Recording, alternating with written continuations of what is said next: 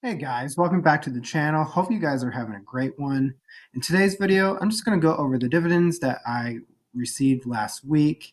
Totally forgot to mention that in the last video. I apologize. That that was my intention. Totally forgot about it, so I'm going to do that in this video. Also, I'm going to talk about the amount of dividends that I made for the month of January, so stick around. Let's get into it. So, of course, quick portfolio update. I'm almost up 1% for the day. As you can see, I'm in currently a low margin or low risk margin status. So currently margin buffer of a little bit over 7%. Plan on depositing some cash today or tomorrow to up that buffer so that way I can get to a buffer of 20%.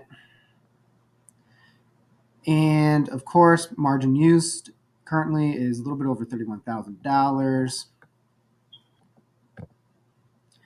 Currently, my total individual value, which is what Robinhood will show you, is a little bit over $11,000. But my individual holdings that I have when using margin is over $42,000, as you can see right here. Just want to clarify that. So, dividends that I received for last week, I'll start with the biggest one. QDTE received a payment of $92.49. XDTE, my second biggest holding, I received $70.57. RDTE, I received $46.58. And guys, that was for last week. Just to clarify as well. So in total for week 5 of January, I received $209.64. For the month of January, I received $1,872.82, which is fantastic as far as dividend payouts go.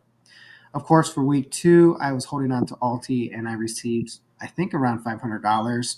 Don't quote me on that. Something around there. So that's why week 2 looks massive compared to the other weeks.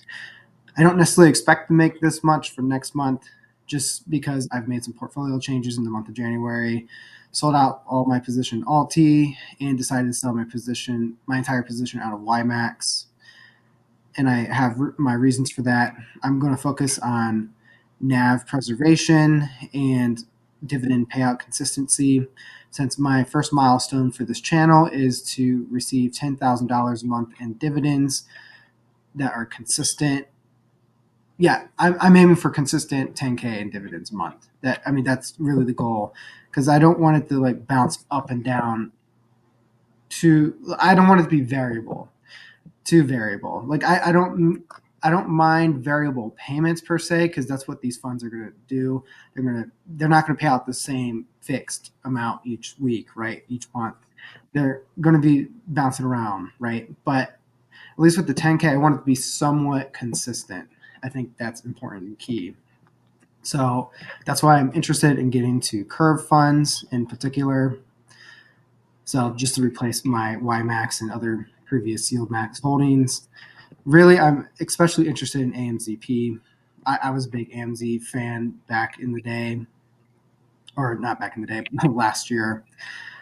But I really find Curve to be the better balance, at least for my current goal of a consistent 10K a month. But yeah, pretty much AMZP, TSLP, NFLP, Goop, any of the ones that you see here, with the exception of MSFY, I'm going to be getting into this portfolio as well at some point. MSFY, I'm going to hold off just because margin maintenance is high and the performance of it is, I don't believe, as good as the other ones. But yeah, pretty impressive still. Made a little bit over $1,800 for the month of January. I know in December I made $2,400 around there. That was more just because fund managers at the end of the year, they have to pay out at least like 90% of what they've earned, at least as far as ETFs go, I believe. Don't quote me on that. So of course, December is generally going to be one of your biggest payout months. You can expect that anyways.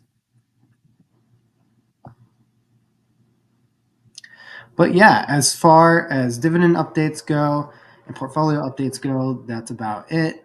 If you guys want to subscribe to his channel, that'd be great. I love reading your guys' comments.